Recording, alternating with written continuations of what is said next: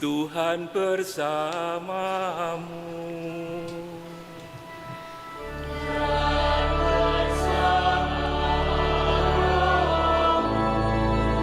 Inilah pewartaan Injil suci menurut Santo Matius.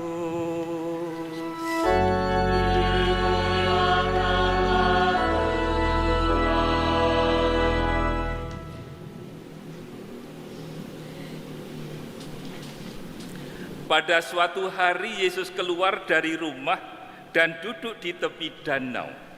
Maka datanglah orang banyak berbondong-bondong lalu mengerumuni dia, sehingga Yesus naik ke perahu dan duduk di situ, sedangkan orang banyak semuanya berdiri di pantai. Yesus mengajarkan banyak hal kepada mereka dengan memakai perumpamaan-perumpamaan. Ia berkata, ada seorang penabur keluar untuk menabur. Pada waktu ia menabur, sebagian benih itu jatuh di pinggir jalan. Lalu datanglah burung-burung dan memakannya sampai habis. Sebagian jatuh di tanah yang berbatu-batu, yang tidak banyak tanahnya, lalu benih itu pun segera tumbuh karena tanahnya tipis. Tetapi sesudah matahari terbit, layulah tumbuhan itu dan menjadi kering karena tidak berakar. Sebagian lagi jatuh di tengah semak duri, lalu makin besarlah semak itu dan menghimpitnya sampai mati. Dan sebagian jatuh di tanah yang baik, lalu berbuah, ada yang 100 ganda, ada yang 60 ganda, ada yang 30 ganda. Barang siapa bertelinga untuk mendengar, hendaklah ia mendengarkan. Maka datanglah murid-muridnya dan bertanya kepadanya, mengapa engkau mengajar mereka dengan perumpamaan? Jawab Yesus, kamu diberi karunia mengetahui rahasia kerajaan surga, tetapi orang-orang lain tidak. Karena barang siapa mempunyai akan diberi lagi sampai ia berkelimpahan, tetapi barang siapa tidak mempunyai, maka apapun yang ada padanya akan diambil juga. Itulah sebabnya aku mengajar mereka dengan perumpamaan, karena sekalipun melihat mereka tidak tahu, dan sekalipun mendengar mereka tidak menangkap dan tidak mengerti. Maka pada mereka genaplah nubuat Yesaya yang berbunyi, kamu akan mendengar dan mendengar lagi, namun tidak mengerti.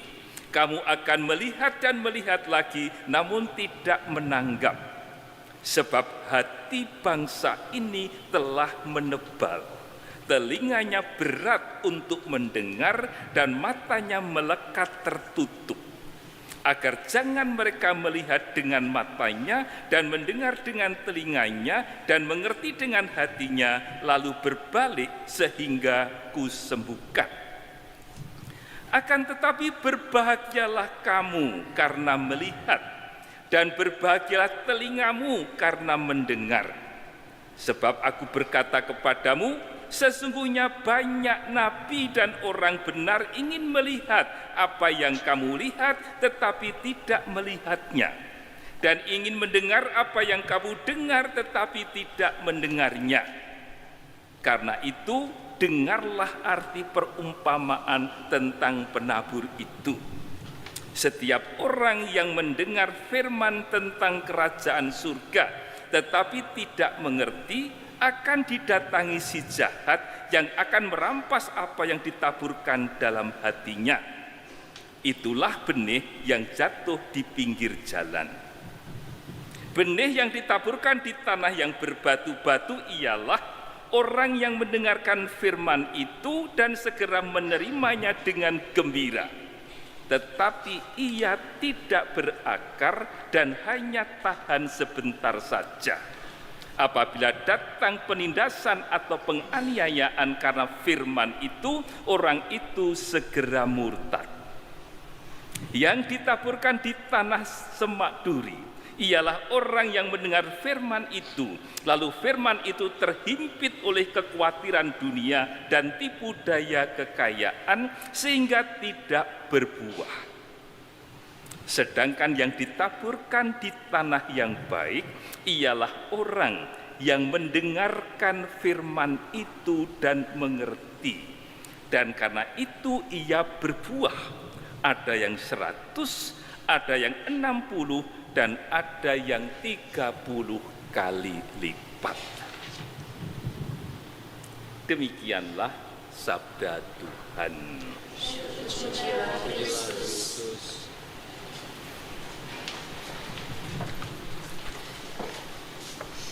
Saudara sekalian yang terkasih dalam Kristus Yesus, perumpamaan yang baru saja dibacakan sudah sering kita dengar. Dan memang berkali-kali diwartakan di dalam Injil. Mengapa Yesus berkali-kali menceritakan perumpamaan ini? Supaya kita menjadi akrab dengan perumpamaan itu. Kalau kita akrab dengan isi perumpamaan itu, kita pun juga akan lebih mudah untuk merenungkannya. Membawa dalam kehidupan kita sehari sambil bertanya apa yang kita hidupi tentang sabda Tuhan.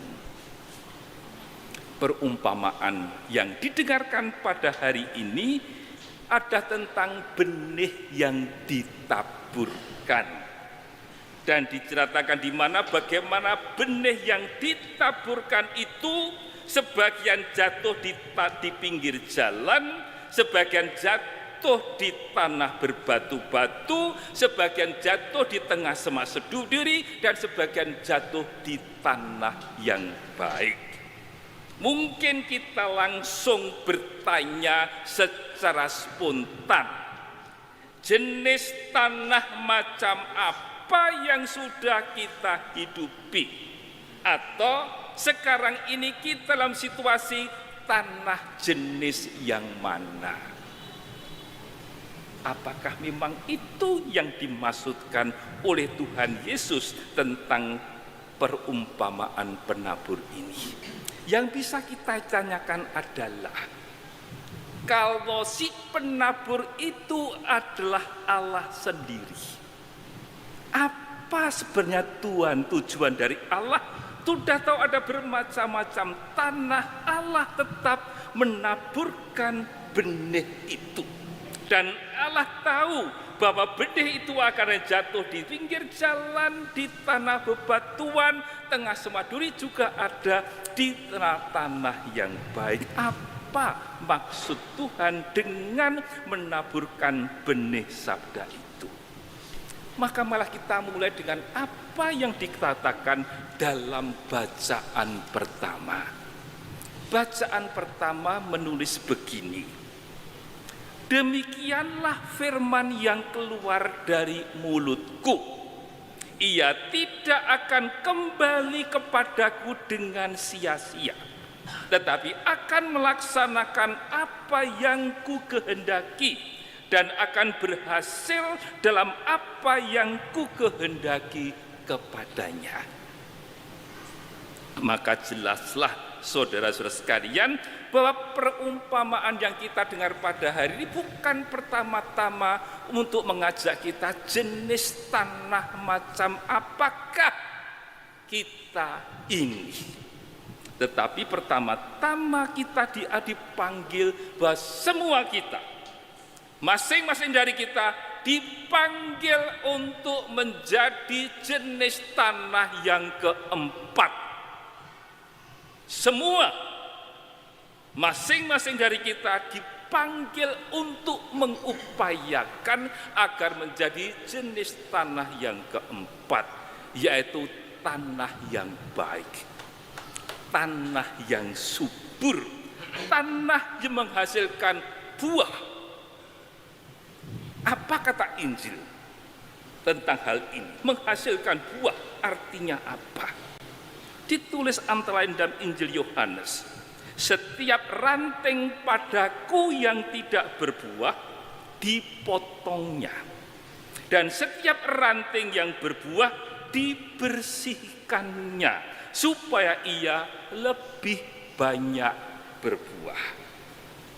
Atau dan di tempat lain dikatakan, dalam hal inilah Bapakku dipermuliakan, yaitu jika kamu berbuah banyak, dan dengan demikian kamu adalah murid-muridku.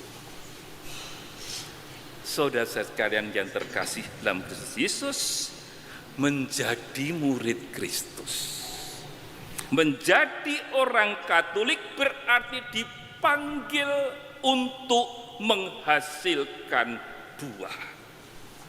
Menjadi orang Katolik berarti dipanggil untuk berbuah, berbuah dalam kelimpahan. Menjadi orang Katolik berarti dipanggil untuk menerima sabda Yesus, menanggapi ajakannya, dan menjadi saksi cinta kasih Tuhan. Oleh karena itu, orang Katolik tidak boleh mengatakan, saya ini hanya tanah di pinggir jalan. Saya ini hanya tanah yang berbatu-batu. Saya ini hanya benih sabda yang tinggal di tengah semak duri. Tidak boleh. Dan bukan itu maksud dari perumpamaan. Perumpamaan hari ini mengajak kita bahwa masing-masing dari kita harus mengupayakan supaya diri kita menjadi tanah yang baik, tanah yang subur. Itulah panggilan kita. Kalau itu panggilan kita, kalau kita dipanggil untuk menjadi tanah yang baik, pertanyaan yang bisa kita ajukan, lalu bagaimana caranya? Bagaimana mengupayakan agar kita sungguh-sungguh menjadi tanah yang baik? Kiranya akhir dari perumpamaan yang dikatakan oleh Yesus merupakan jawabannya. Di akhir perumpamaan, Yesus mengatakan, siapa yang bertelinga, hendaklah ia mendengarkan. Saudara sekalian yang terkasih dalam Kristus Yesus, dalam kitab suci, mendengarkan itu bukan sekedar proses menangkap suara dengan telinga. Dalam kitab suci, mendengarkan itu berarti sebuah sikap ketaatan, sikap penyerahan diri, dan tindakan melaksanakan kehendak Allah. Itulah arti mendengarkan dalam kitab suci.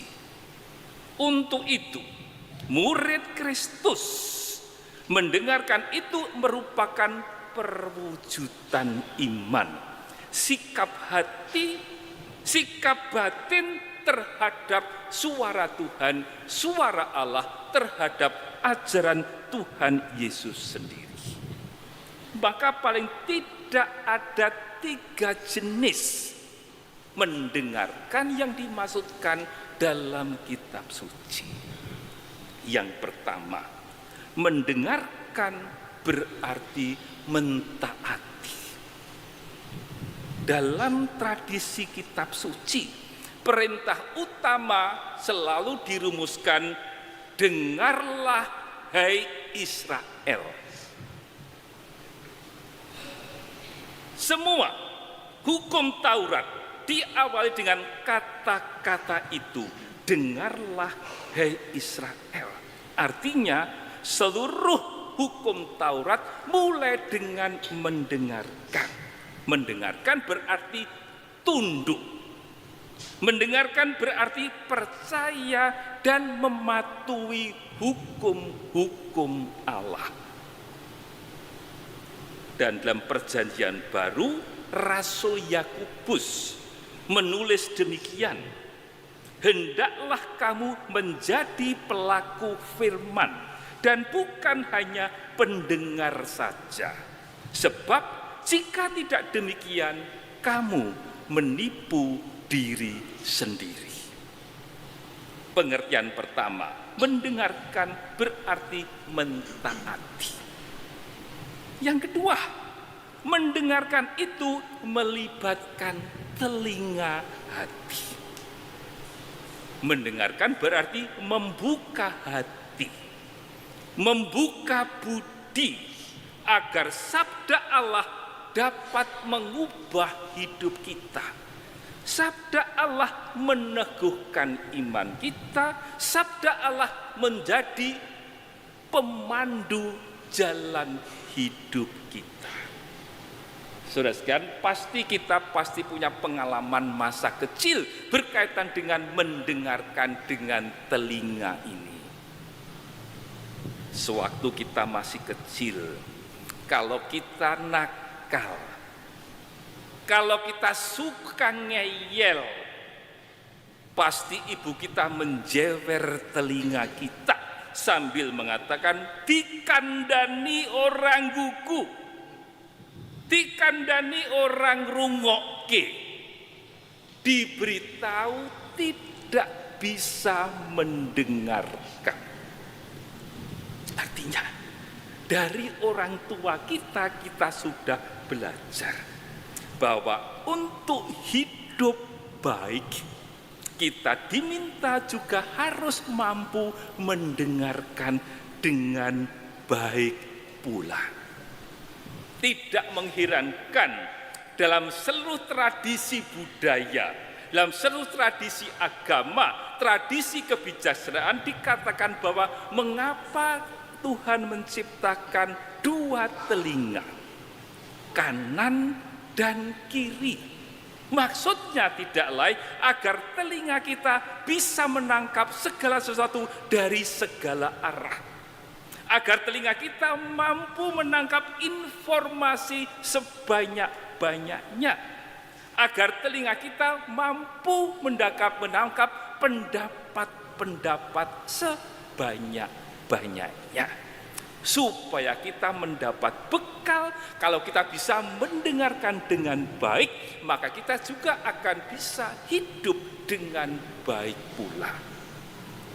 Maka di akhir perumpamaan Tuhan Yesus mendengarkan, siapa yang bertelinga hendaklah ia mendengarkan. Dua. Ketiga, mendengarkan itu harus mewujud dalam tindakan. Kalau mendengarkan itu merupakan sikap iman, maka mendengarkan harus terwujud juga dalam perbuatan nyata. Dalam Injil berkali-kali Tuhan Yesus menggarisbawahi, Tuhan Yesus memperingatkan bahwa murid-murid Kristus itu hendaklah bukan menjadi pendengar sabda, tetapi menjadi pelaksana sabda. Iman itu bukan hanya wacana. Iman itu bukan sekedar gagasan. Iman itu bukan sekedar ide. Iman itu bukan sekedar kata-kata. Tetapi iman pertama-tama adalah tindakan. Iman harus terwujud di dalam perbuatan. Maka Tuhan Yesus mengatakan, yang berbahagia adalah mereka yang mendengarkan sabda Tuhan dan melaksanakannya. Kalau begitu, saudara-saudara sekalian, apa yang menjadi pesan dari bacaan-bacaan yang diwartakan pada hari ini? Mengenali jenis tanah macam apa dalam kehidupan kita itu baik, tapi itu baru tahap pertama. Injil hari ini Tuhan Yesus menuntut lebih dari itu, yaitu kita semua dipanggil untuk menjadi tanah yang baik, menjadi tanah yang subur bagi benih sabda yang ditaburkan oleh Tuhan. Maka Yesus mengatakan, karena itu perhatikanlah caramu mendengar. Karena barang siapa mempunyai kemampuan untuk mendengarkan dengan baik, kepadanya akan diberi lagi sampai berkelimpahan. Tetapi barang siapa tidak mempunyai kemampuan untuk mendengarkan dengan baik, maka apapun yang ada padanya akan diambil juga. Maka masing-masing dari kita dipanggil untuk menjadi tanah yang subur, dipanggil untuk menghasilkan buah, dipanggil untuk memberi dampak pada orang-orang di sekitar kita. Tidak mengherankan Bapa Suci almarhum Paus Fransiskus maupun Paus Leo ke-14 selalu menekankan kepada kita, Gereja Katolik harus menjadi institusi yang relevan. Gereja Katolik harus tetap relevan bagi dunia ini. Artinya apa?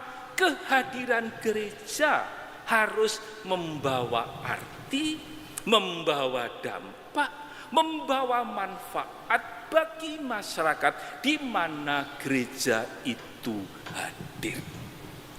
Maka berpangkal pada bacaan hari ini, kita mohon rahmat Tuhan agar kita pun menanggapi sabda Tuhan itu, agar hidup kita berbuah, hidup kita membawa dampak, hidup kita membawa manfaat bagi orang-orang di sekitar kita. Nama Allah dipuji kini dan sepanjang masa.